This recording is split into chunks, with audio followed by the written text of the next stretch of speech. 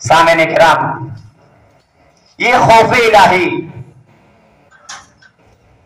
یعنی ہم اللہ رب العالمین کا خوف اپنے دلوں میں پیدا کریں. کہیں بھی رہیں، گھر میں رہیں، باہر رہیں، مکان میں رہیں، لیٹے رہیں، بیٹھے رہیں، کہیں بھی رہیں، ہم اللہ رب العالمین کا خوف اپنے دلوں میں پیدا کرتے رہیں. محترم سامعین کرام، اللہ رب العالمین کا بے پایا شکر و احسان ہے کہ اس نے ہمیں اشرف المخلوقات انسان بنایا اور تمام ادیان پر غالب ہونے والا دین رحمت یعنی اسلام عطا کیا.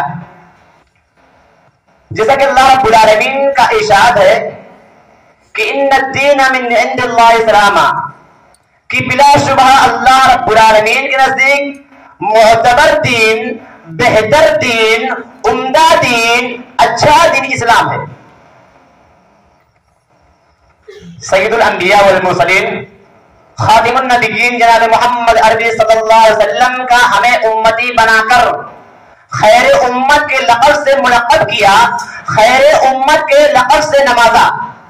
جیسا کہ اللہ رب العالمین کا ارشاد ہے کہ کنتم خیر امت اخرجت للناس تأمرون بالمعروف وتنہون عن المنکر وتؤمنون باللہ، کہ تم تمام کے تمام امتوں میں بہتر امت ہو. تم تمام کے تمام امتوں میں بہتر امت ہو جو لوگوں کی ارشاد و اصلاح کے لیے پیدا کی گئی ہو، نیکی کا حکم دینے والے، برائی سے روکنے والے اور اللہ رب العالمین پر سچا ایمان رکھنے والے ہو. اللہ رب العالمین نے اس آیت کریمہ میں امت محمدیہ کی فضیلت دوسرے امتوں پر بیان کی ہے کہ اے مسلمانوں، اے لوگوں، اے مومنوں، تم سب سے اچھے لوگ ہو. اللہ رب العالمین نے دنیا میں اس لیے بھیجا ہے کہ بنی نوع انسان کو بھلائی کا حکم دو، برائی سے روکو اور اللہ پر اور ان تمام کے تمام چیزوں پر ایمان لاؤ جن پر اللہ رب العالمین نے ایمان لانے کا حکم دیا ہے. اللہ رب العالمین نے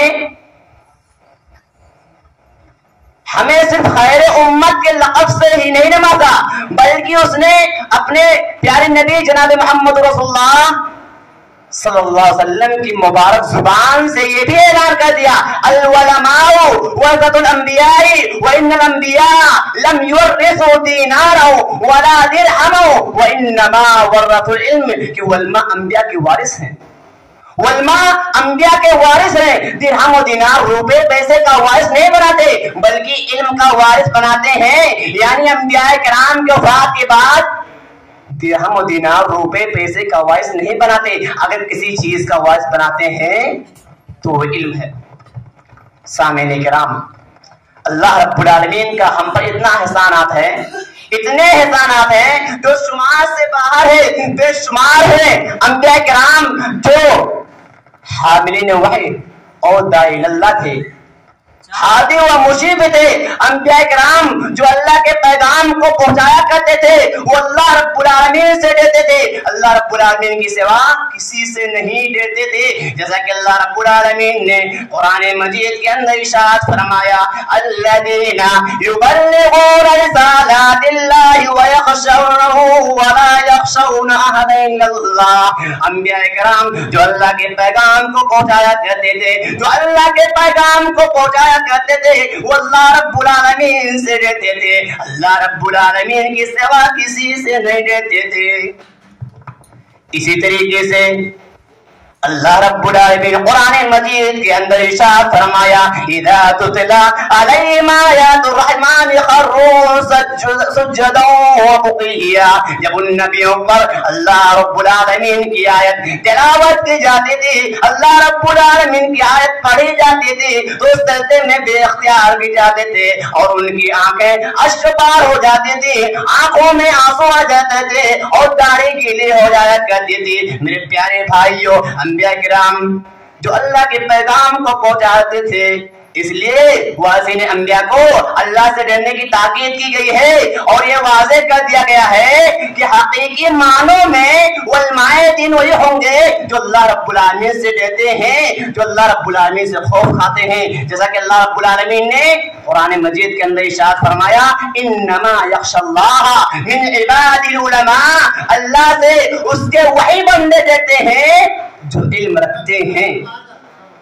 میرے پیارے بھائیو،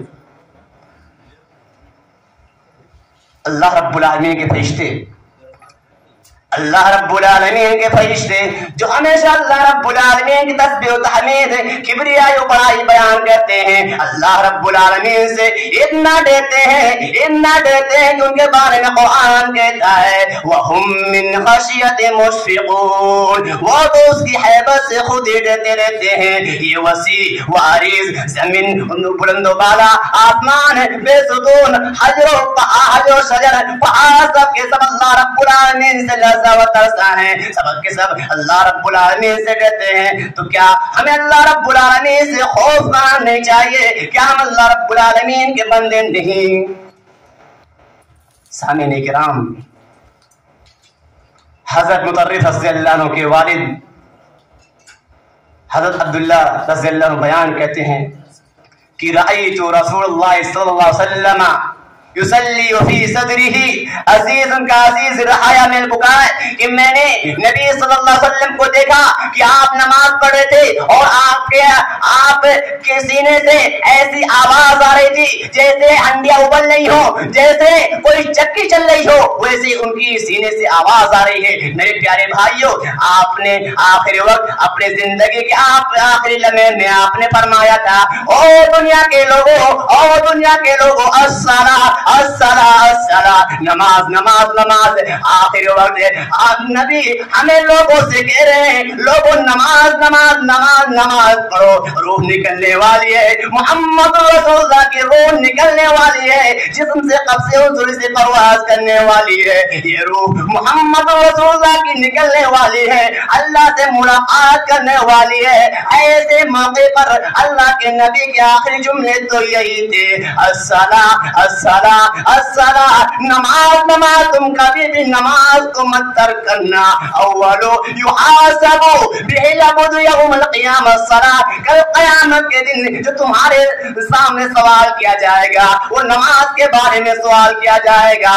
آج ہماری نمازیں نہیں ہیں، وہی مسجد ویران ہے، مسجدوں کے اندر ہم نہیں پہنچتے، وہی چند بزرگ پہنچ جاتے ہیں، چند مدرسے کے بچے، کچھ بچے پہنچ جاتے ہیں۔ کیا یہ نماز اسکول میں پڑھنے والے بچوں کے لیے نہیں ہے؟ کیا یہ نماز کالجوں میں پڑھنے والے لڑکوں لڑکیوں کے لیے نہیں ہے؟ کیا یہ نماز یونیورسٹیوں میں پڑھنے والے بچوں کے لیے نہیں ہے؟ جبکہ آپ صلی اللہ علیہ وسلم کے آخری جملے تو یہی تھے الصلاۃ الصلاۃ الصلاۃ، او دنیا کے لوگوں نماز نماز نماز، تم کبھی بھی نماز کو مت ترک کرنا، کیونکہ یہ نماز قرۃ عینی فی الصلاۃ، کیونکہ یہ نماز میری آنکھوں کی ٹھنڈک ہے۔ اور دنیا کے لوگوں ذرا محمد رسول اللہ کے اس جملے پر غور کر لو، کبھی آپ نے فرمایا تھا قیامت کے دن تمہارے سامنے سوال کیا جائے گا، نماز کے بارے میں سوال کیا جائے گا۔ آج ہماری نمازیں نہیں ہیں، صبح شام مغرب عشاء پوری نمازیں غائب ہیں۔ ہر مسلمان کیسے مسلمان ہو؟ آج ہماری نمازیں بالکل نہیں ہیں، تمہارے مسجد ویران ہے، تمہارے بچے نماز نہیں پڑھتے۔ محمد رسول اللہ کے دیکھو، آپ صلی اللہ علیہ وسلم کے دیکھو، اپنے بیویوں کو اٹھا کر کے نماز پڑھا کرتے تھے۔ آپ کے صحابیوں کو دیکھو، آپ کے ساتھیوں کو دیکھو، خود اٹھ کر نماز پڑھا کرتے تھے اور اپنے بچوں کو اٹھا کر کے نماز پڑھایا کرتے تھے۔ میرے پیارے بھائیوں، ذرا محمد رسول اللہ کے اس جملے پر غور کر لو، آج ہماری نمازیں نہیں ہیں۔ اور حضرت مغیرہ بن شعبہ رضی اللہ عنہ فرماتے ہیں کہ کان النبی صلی اللہ علیہ وسلم حتی ترم یصلی حتی ترم، کہ آپ صلی اللہ علیہ وسلم اتنی لمبی نماز پڑھتے تھے کہ آپ کے قدموں میں ورم آ جاتا تھا، آپ کے قدموں میں موچ آ جاتا تھا، اور آپ سے عرض کیا جاتا، नमाज से पूछा जाता, अल्लाह के नबी सल्लल्लाहु अलैहि वसल्लम आप इतना ज्यादा नमाज क्यों पढ़ते हैं, आप इतना ज्यादा नमाज क्यों पढ़ते हैं, आप तो बख्शाए हुए हैं। तो अल्लाह के नबी सवाल के जवाब में क्या कहते, अफला अकून अब्द शकूरा, क्या मैं अल्लाह का शुक्रगुजार बंदा ना बनूं। मेरे प्यारे भाइयों, अल्लाह के नबी को देखो, बख्शाए हुए हैं, फिर भी नमाज के इतना ज्यादा पाबंद है, इतना ज्यादा पाबंद है। नबी अकरम सजदे की हालत में है, नहीं नबी अकरम की हालत है, अम्मा आयशा उठी, लाइट नहीं है, या समझ लीजिए कि चिराग के अंदर इतना ज्यादा तेल नहीं है कि चिराग जला सके। नबी अकरम सजदे की हालत में, ये जनाब मोहम्मद रसूलुल्लाह की हालत है, अम्मा आयशा न दाएं देगा न बाएं देगा न पीछे देगा, जैसे ही आगे बढ़ने की कोशिश की, आपका पैर मोहम्मद रसूलुल्लाह के पैर से टच कर गया, आग से टकरा गया। जब नबी अकरम को छुआ, पता चला कि नबी अकरम सजदे की हालत में है, रात की तारीकी है, आखिरी पैर है, नबी अकरम सजदे की हालत में है। अम्मा आयशा इंतजार करने लगी, 1 minute 2 minute 3 minute 4 minute 10 minute 20 minute आधा घंटा 1 घंटा तक इंतजार किया। नबी अकरम सजदे से अपना सर नहीं उठा रहे हैं। नबी अकरम ने सब सजदे से अपना सर उठाया, नबी अकरम की दाढ़ी आंसू से भरा हुआ है, नबी अकरम रो रहे हैं, नबी अकरम सजदे की हालत में, नबी अकरम की आंखों में आंसू है और ये दुआ कर रहे हैं, अल्लाहुम्मा अजिरना मिनन नार, अल्लाह मुझे जहन्नम से बचा ले, अल्लाह मुझे जहन्नम के अज़ाब से बचा ले, अल्लाह मुझे अज़ाब अलीम से बचा ले।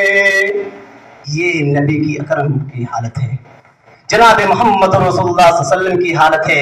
वो बख्शाए हुए हैं, फिर भी उनके अंदर इतना ज्यादा खौफ है, इतना ज्यादा डर है कि वो अल्लाह रब्बुल आलमीन की इबादत में लगे हुए हैं, डरे हुए हैं।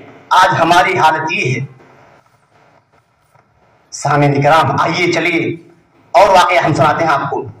हज़रत उस्मान गनी रज़ियल्लाहु अन्हु को देखिए, हज़रत उस्मान गनी रज़ियल्लाहु अन्हु जिनको कई मरतबा अल्लाह के नबी जनाब मोहम्मद रसूलुल्लाह जन्नत की बशारत दी, उनके खौफ इलाही और फिक्र आखिरत का हाल ये था, जब आप कब्र के पास खड़े होते तो इस कदर होते कि रेश मुबारक आंसू से तर हो जाती थी, दाढ़ी गीली हो जाया करती थी, उनके आंखों में आंसू आ जाया करते थे। जब उनसे कहा जाता, पूछा जाता कि जब जन्नत का सवाब और जहन्नम का अजाब का तज़किरा होता है तो आप उस पर इस कदर नहीं रोते, लेकिन जब आज़ाब कब्र का जिक्र किया जाता है तो आप इतना रोते, आखिर इसकी वजह क्या है?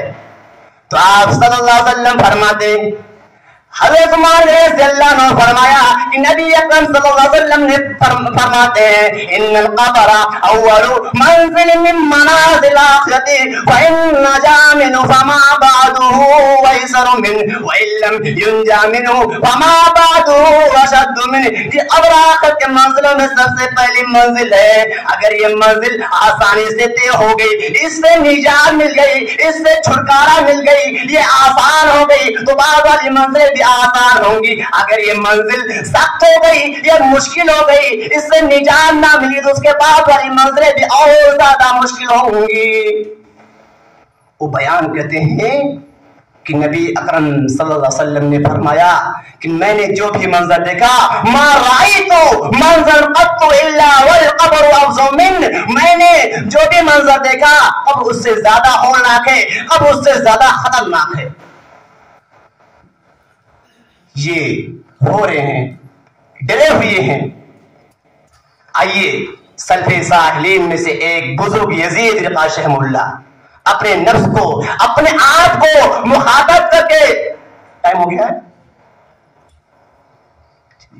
अपने आप को मुखातब करके कहा करते थे, ए यजीद तेरा भला हो, ए यजीद तेरा भला हो, मौत के बाद तेरी नमाजें कौन पढ़ेगा, मौत हो जाने के बाद तेरे तरफ से रोजा कौन रखेगा, मर जाने के बाद तेरे तरफ से रब को राजी कौन करेगा। ओ लोगों, अपनी बची हुई जिंदगी में अपने गुनाहों को रोते क्यों नहीं, जिस शख्स के पीछे मौत लगी हो, कब्र जिसका घर हो, मिट्टी जिसका बिस्तर हो और जहरीले कीड़े जिसके साथी हो और उसके साथ क़यामत के हौलनाक हुक्म मुंतज़िर है, उसका क्या हाल होगा। फिर आप खूब रोते थे। मेरे प्यारे भाइयों, अजीज साथियों, आपने नबी अकरम जनाब मोहम्मद रसूलुल्लाह सल्लल्लाहु अलैहि वसल्लम और सहाबे किराम रज़ियल्लाहु अन्हुम का आपने जिक्र सुना कि उनकी हालत ये थी, जबकि आज हमारी हालत ये है कि उखरवी हिसाब किताब जज़ा और सजा के मुताबिक हम सोचते नहीं। जन्नत में निजात, जन्नत में दाखिले और जहन्नम से निजात की हमें फिक्र नहीं। अपने रब की बारगाह में क्या लेकर जाएंगे इसके बारे में हम सोचते नहीं। बस फिक्र है तो मारो दौलत की, आला डिग्री की, ऊंचे ओहदे की और कारोबार में तरक्की की। कोई गर्व फिक्र है तो सिर्फ इस दुनिया की, जो किसी लम्हे में भी खत्म हो सकती है, समाप्त हो सकती है।